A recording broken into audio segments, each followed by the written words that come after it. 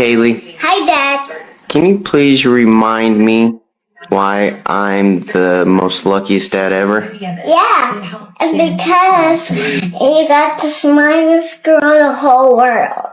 Oh, is that right? Yeah. I think so too. Last month, our precious daughter, Hailey Busby, was lured away from our home. Tragically murdered by an online predator.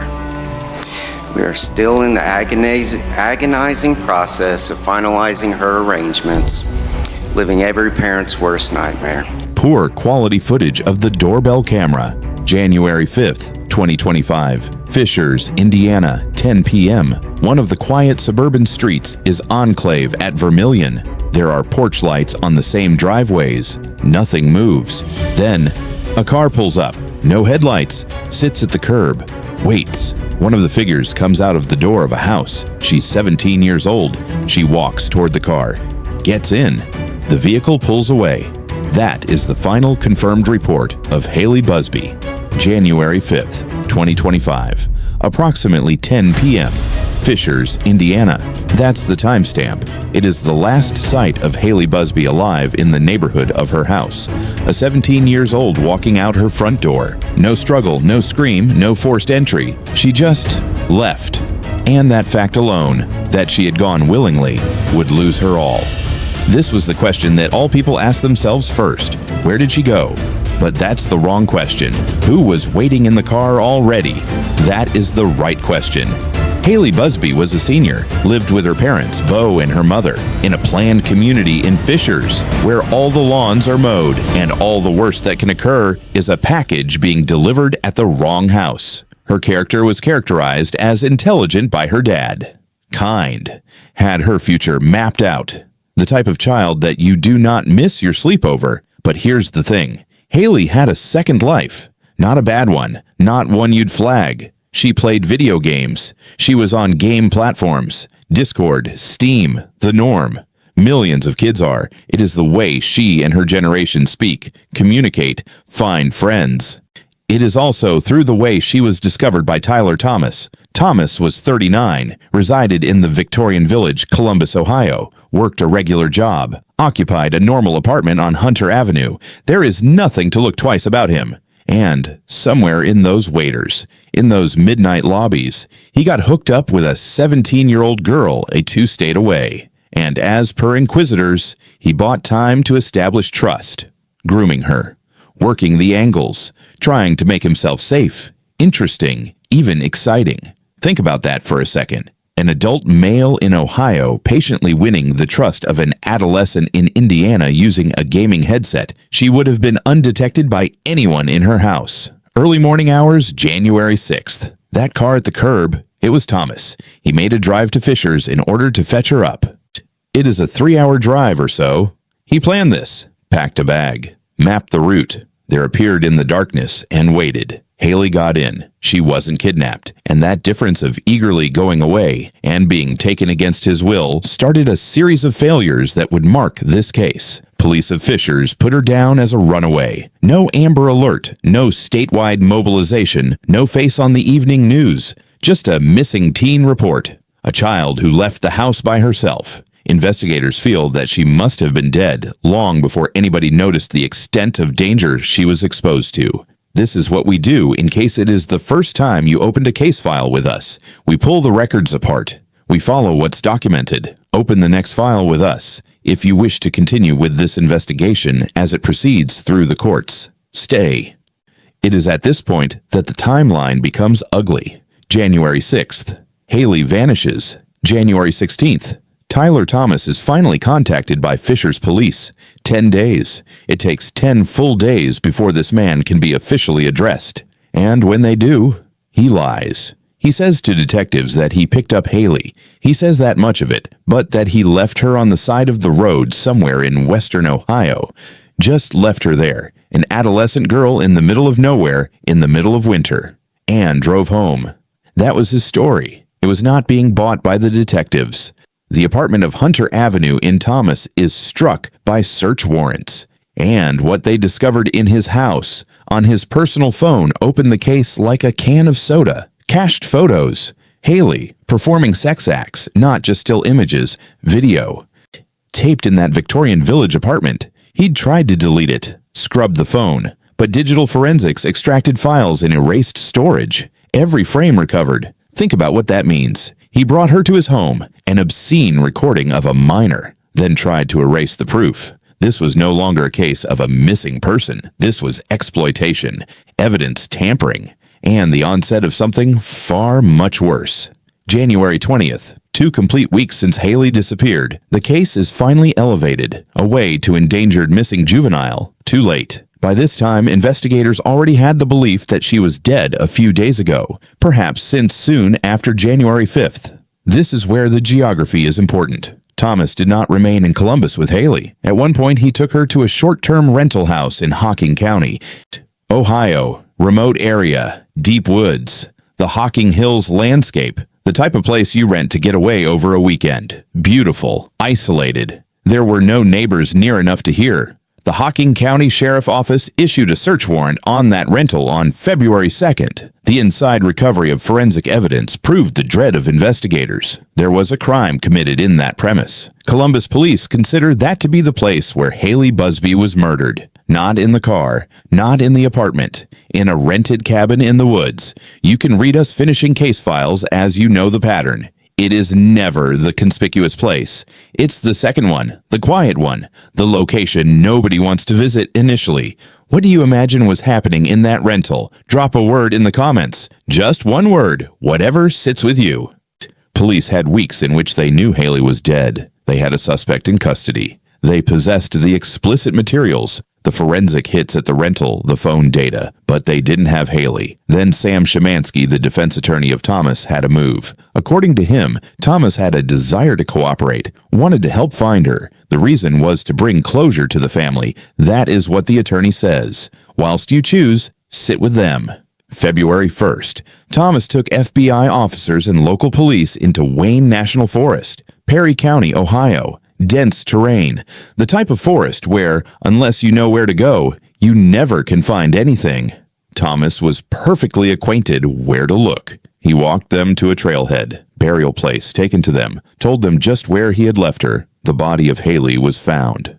The sheriff of Hocking County told it plainly that without the cooperation of Thomas, they could never have discovered her body. Various sources near the investigation verified one fact which is yet to be disclosed by the law enforcement. The body of Hailey was cut in pieces. It is not a fact that one reads and passes by. A 17-year-old girl, cut apart. She has been buried in a national forest by a man whom she met through a video game. Her corpse was brought to the Licking County coroner, where the autopsy and identification of her body was carried out. And when the attorney was talking to the press, Szymanski said otherwise. When he was questioned whether all the remains of Hailey were recovered, he responded with caution. "We think there are other parts of the body out there."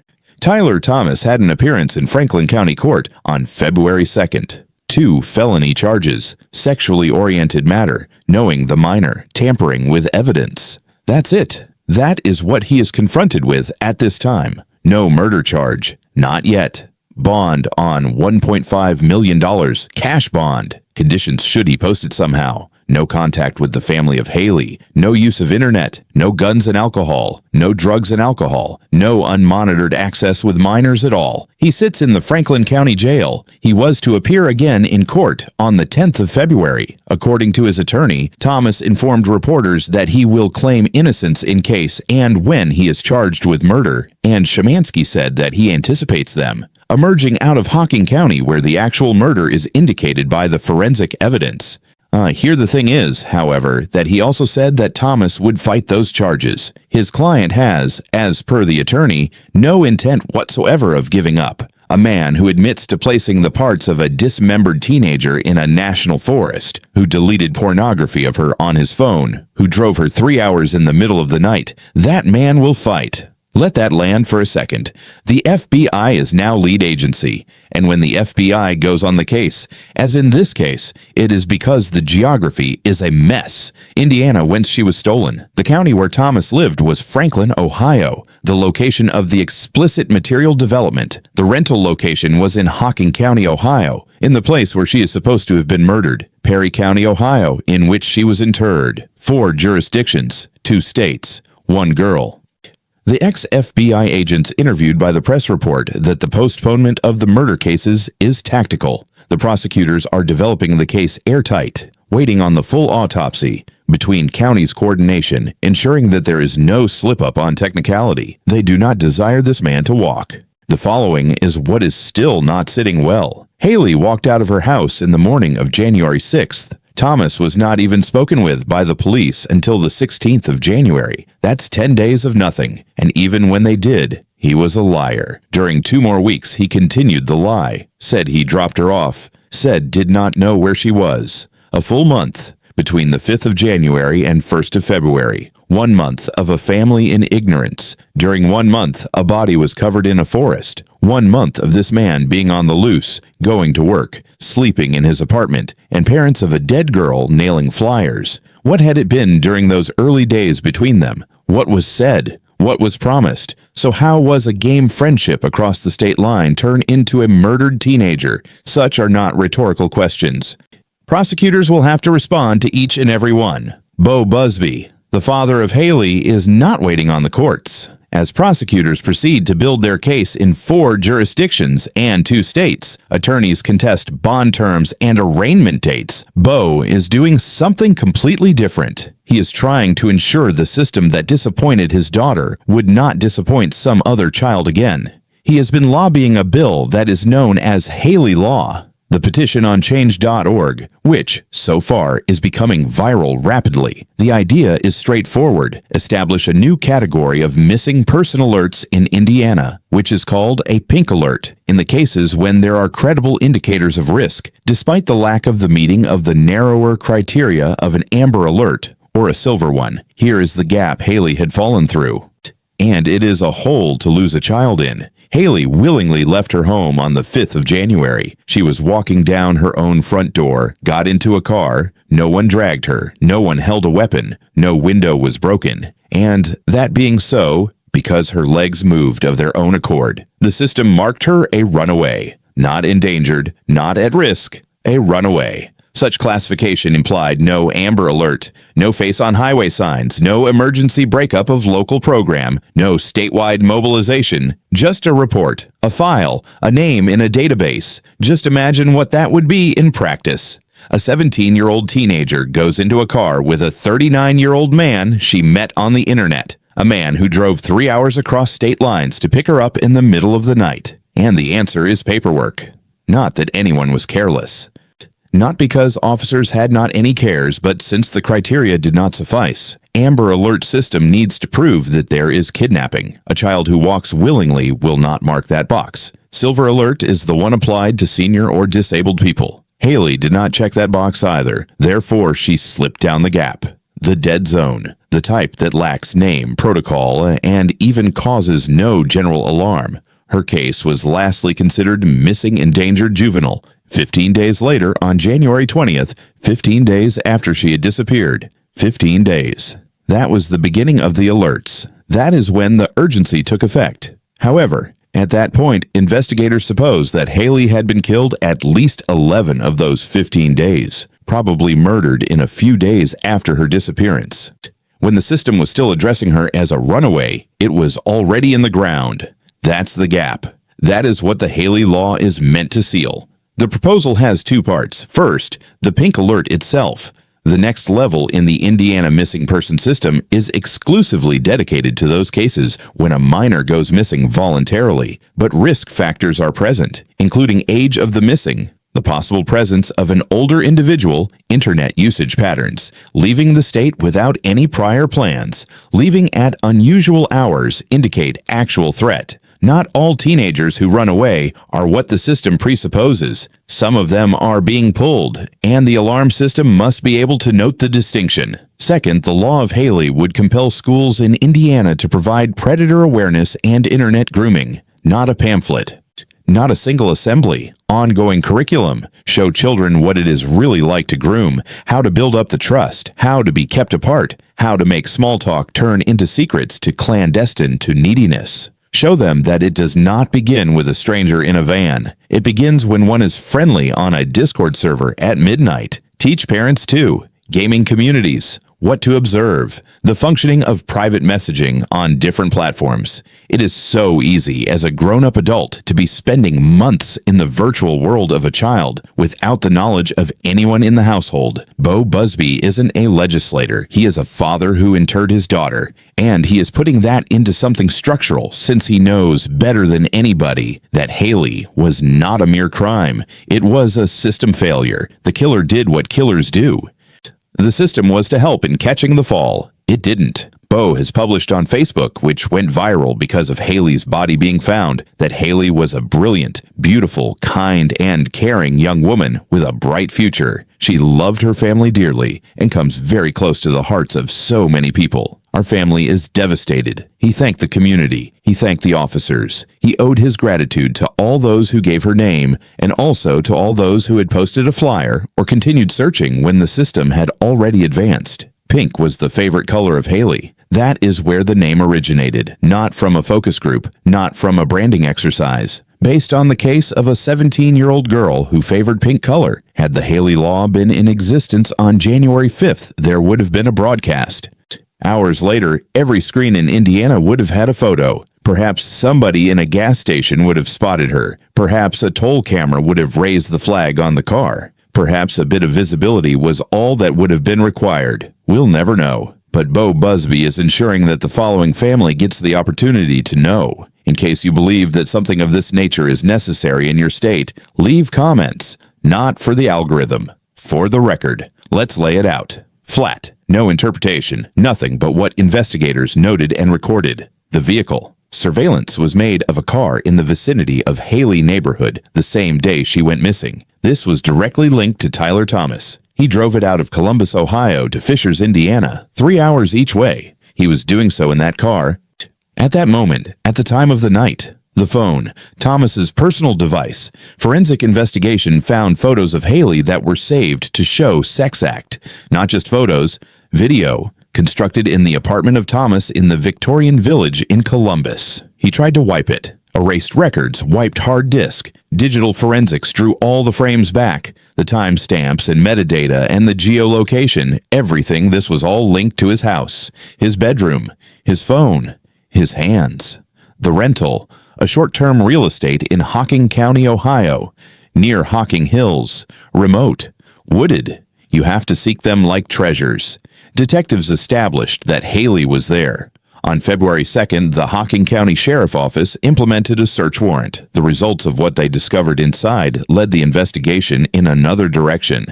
Forensic evidence, which has not been published publicly, proved that a crime has taken place in that property. Columbus police feel that was the place Hailey Busby was murdered, not in the car, not in the apartment, in an airy rented cabin and forest and quiet. The confession. On January 6th, Thomas acknowledged picking Hailey up. First, he told lies about the fact that he dropped her off on a roadside. Everything weighed down on that story. He cooperated on 1st February via his attorney. He took FBI agents and the local police into Wayne National Forest in Perry County, Ohio. He did not point in a vague direction. He took them into the trail, took them to the exact spot, showed them where he dug, where he buried her, where he dumped a 17-year-old girl in bits in the dirt. The remains, found in that location at Wayne National Forest, taken to Licking County Coroner, autopsy conducted, identity confirmed, and as various sources near the inquiry point out, although not officially verified by the police, Hailey had been dismembered. Her attorney told them when questioned whether everything had been recovered that he believed there was more of a body out there. The timeline. At the beginning of the morning of the 6th of January, Hailey left her house. On the 16th of January, 10 days later, police contacted Thomas. He lied, holded on to that lie until 1st February when he took agents to the forest. Between extinction and restoration, 27 days. A month of a family without knowing. A month of her entombed in the woods. All of it. The car, the phone, the rental, the confession, the grave. The years were all belonging to one man. Tyler Thomas, 39 years old, Columbus, Ohio, Hunter Avenue, Victorian Village. One man, one phone, one car, one shovel, and one girl who ought not to be dead. This case is a mere month, and already something most people do not want to see has been dragged into the limelight. Through a gaming headset, a kid can be groomed. A child would leave a secure family on his or her free will because somebody took weeks or months to make him or her think that it was all right.